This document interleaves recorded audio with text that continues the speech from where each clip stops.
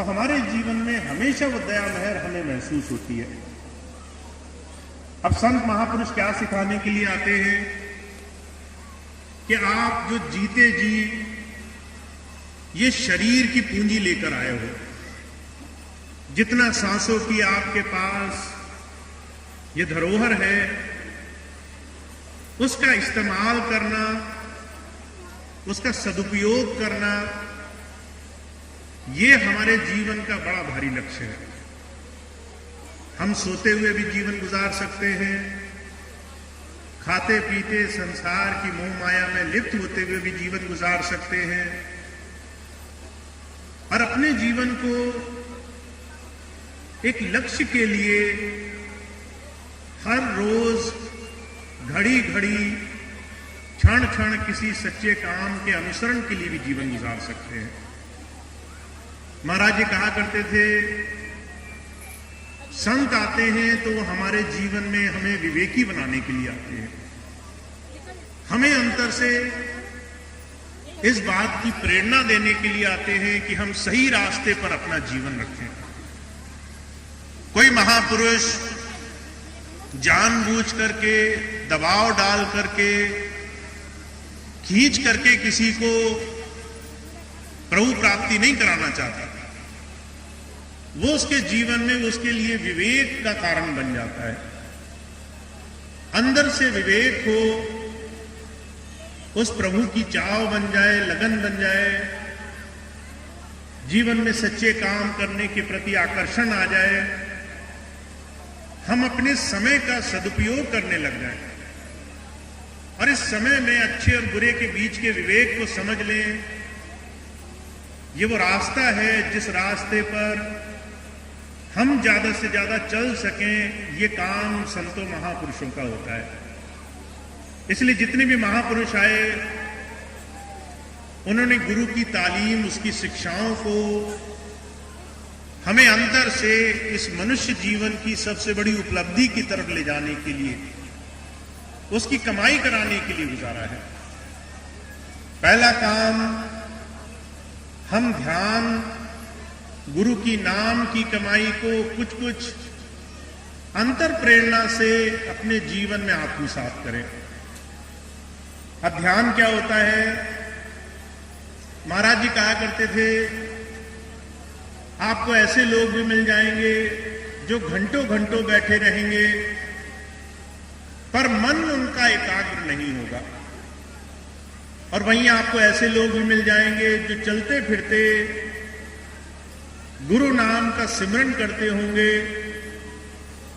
मन में लगन लगी होगी, उनकी याद करते ही अंतर उनका ध्यान उनकी तरफ ख्याल सिमटने लगेगा, और हमारा जो मन है एकाग्र होकर के उनकी याद के सिवा कोई काम नहीं करेगा। ध्यान वो है जो आप सिर्फ गुरु की, उस महापुरुष की याद करते हुए उसके ध्यान को, उसके ख्याल को अपने जीवन में बसाने में कामयाब हो जाए। और इस काम को संतों महापुरुषों ने कराया है बाहरी जुड़ाव से, सेवा से, सत्संग से, गुरु नाम की कमाई से। और जब जब कोई सत्संग और सेवा के सानिध्य से जुड़ता है, हुजूर कहा करते थे, अगर तुम्हें 100 काम हो, दूसरी तरफ सत्संग होता हो, तो वो 100 काम छोड़ करके सत्संग जाओ, ज्यादा लाभ मिलेगा। अगर तुम सेवा के अवसर में कहीं अवसर मिले तो तुम 1000 काम छोड़ो, वहां तुम्हें जीवन में ज्यादा फायदा होगा जितना तुम्हें दुनिया के तमाम दूसरे कामों में नहीं होगा। महापुरुषों ने दुनिया के कामों से ज्यादा गुरु की याद, गुरु का जुड़ाव, गुरु का सानिध्य जीवन बनाने पर जोर दिया है। इसलिए आज इस बड़े विशेष अवसर पर जब हम स्वामी जी के जन्म दिवस मनाने के लिए गुरु को अपने अंतर मन में प्रेरणा स्रोत बनाकर उनकी याद से, उनके ध्यान से अपने जीवन को संपूर्ण करने के लिए यहां पर आए हैं। एक चीज जो हमें अपने जीवन में इस पूरे समागम से धारण करनी है, और वो ये कि हमारा ध्यान गुरु चरणों में ज्यादा से ज्यादा जुड़े। और उसके लिए जितनी भी आप याद बना सकते हैं वो सारी याद आपके जीवन में कारगर होगी।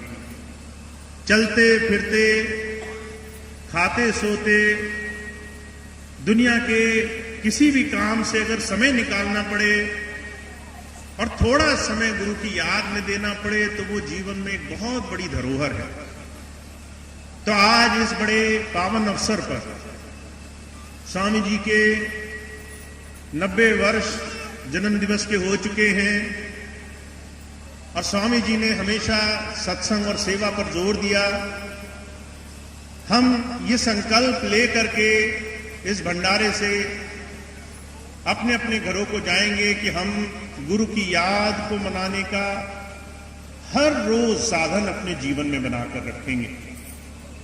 और खास तौर से वो लोग जो गुरु को सर्वस्व मानते हैं, गुरु को जीवन का आधार मानते हैं, उन्हें अपना प्रेरणा स्रोत मानते हैं, अगर वो गुरु की याद बनाने का साधन हर रोज बना ले। स्वामी जी कहा करते थे, तुम्हें घंटों घंटों भजन पर बैठने की जरूरत नहीं है। अगर तुम रोज सुबह उठकर और रात को सोने से पहले अगर गुरु का नाम लेकर के उसको सब कुछ समर्पित करके अपने सारे दिन का भार उसके चरणों में सौंप करके हर रोज उसके आगे नतमस्तक होकर के जीवन गुजारते हो, तो तुम्हारे हर रोज का कोई भी कर्म वो तुम्हारे लिए कोई परेशानी, कोई बंधन, कोई बुराई का साधन नहीं बनेगा। कितने आसान तरीके संतों महापुरुषों ने बयान किए हैं। आप सुबह उठो, 5 बार नाम लो, गुरु को समर्पित करके दिन जीना शुरू करो। जो कुछ हो वो गुरु की दया में है से। फिर रात को सोने जाओ, जो कुछ हो गया वो गुरु के चरणों में समर्पित कर दो।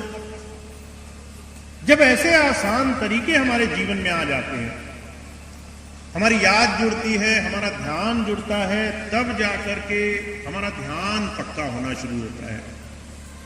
तो महाराज जी और दूसरे जितने भी महापुरुष आए, उन्होंने बड़ी सरल भाषा में उस प्रभु नाम से जुड़ने के सानिध्य रखे हैं।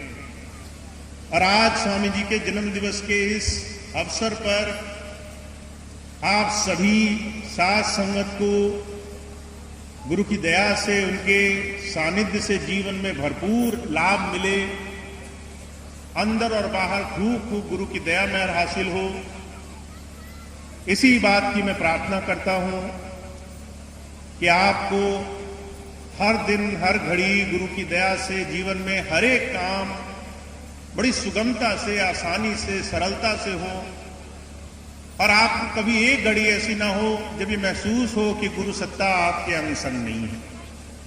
तो इतनी बात आज के इस कार्यक्रम में मैं आपसे कहूंगा। आपको मालूम है, एक दिवसीय प्रोग्राम था कल 18 तारीख का ये प्रोग्राम, जो कि सारी साथ संगत को घोषणा हुई थी। तो कल स्वामी जी के जन्म दिवस के भंडारे के रूप में हम लोग बड़े हर्षोल्लास से उनकी याद में, उनके ध्यान में, उनके ख्याल में गुजारेंगे। कल का प्रोग्राम होगा। आज का प्रोग्राम आपके लिए बोनस है। जो भाई बहन पहले आए, पहले पहुंचे,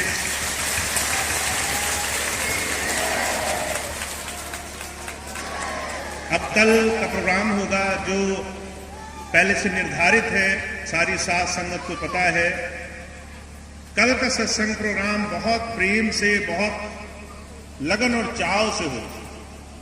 उसके लिए जो भी भाई बहन अपना अनुभव गुरु के साथ बिताए हुए अपने जीवन में से कोई भी बात संगत के साथ साझी करना चाहें, शब्द पढ़ना चाहें, पहले से पहले यहाँ पर अपने नाम लिखा देंगे, क्योंकि कल का प्रोग्राम बहुत खास होगा। जो भाई बहन पहले से अपना नाम लिखा देंगे, उसमें से कल के प्रोग्राम में ज्यादा से ज्यादा भाई बहनों को मौका दिया जाएगा कि वो अपनी बात गुरु के साथ स्वामी जी के चरणों में बैठे हुए अपने जीवन को ज्यादा से ज्यादा संगत के सामने रख सकें। अब एक दो खास सूचनाएं हैं, उसके बाद आज का प्रोग्राम समाप्त होगा। एक प्रार्थना होगी, उसके बाद आज के प्रोग्राम को और इस पूरे भंडारे को सफल बनाने के लिए आप सभी साथ संगत का बहुत बहुत आभार है। मैं जानता हूं आप में से बहुत से लोग पहली बार भोजीपुरा आश्रम आए हैं, बहुत से लोग पहली बार भोजीपुरा आश्रम आएंगे जो कल पहुंचेंगे, बहुत से लोगों को रास्ता नहीं मालूम है, बहुत से लोगों को दूसरी असुविधाएं हैं। पर हम स्वामी जी के जन्म दिवस को बिना इन तमाम परेशानियों के, बिना इन तमाम दिक्कतों के, तमाम बाहरी असुविधाओं को ध्यान रखे सिर्फ गुरु की याद में अभूतपूर्व ढंग से मना सकें, इसके लिए हम पूरी तरह से गुरु के ध्यान को ही सबसे सामने रखेंगे। इसके अलावा बहुत सारी संगत जो दूर दूर क्षेत्र से आई है, बहुत दूर से भाई बहन पहली बार यहां पहुंचे हैं, उन सभी का पहली बार इस भोजीपुरा आश्रम में स्वागत है। मुझे उम्मीद है आगे भी इस आश्रम में और दूसरे तमाम आश्रमों में आपको गुरु की याद, गुरु के सानिध्य में बैठने का, उनकी दया मेहर से याद करने का मौका मिले। पर इसके साथ साथ क्योंकि बहुत सी साध संगत अभी पहुंची है, दो चीजों का मैं आपसे अनुरोध करूंगा, आप बड़ा ध्यान रखेंगे। पहली चीज तो ये है, कोई भी माता बहन भाई बच्चों का बड़ा ध्यान रखेंगे, क्योंकि आश्रम है पर है खुले में। अब ऐसा नहीं कि आप अपना एक दूसरे के साथ खूब अपना खुशी में आनंद से बातचीत करने में निकल गए और बच्चे कहीं पीछे निकल गए। तो ध्यान रखेंगे, आश्रम का परिसर बड़ा है पर फिर भी ये पूरी तरह से खुले में है, तो बच्चों का ध्यान रखेंगे। सामने ही सड़क भी है। कल मैंने देखा बहुत से लोग बिना गाड़ियों को देखे ऐसे भाग रहे थे जैसे खेत में भाग रहे हो। तो ध्यान रखेंगे, सुरक्षा का बड़ा ध्यान रखना है। हम आए हैं स्वामी जी की याद में, उनके ध्यान में अपना समय गुजारने के लिए, पर इसका मतलब ये नहीं है कि हम लापरवाही बरतें।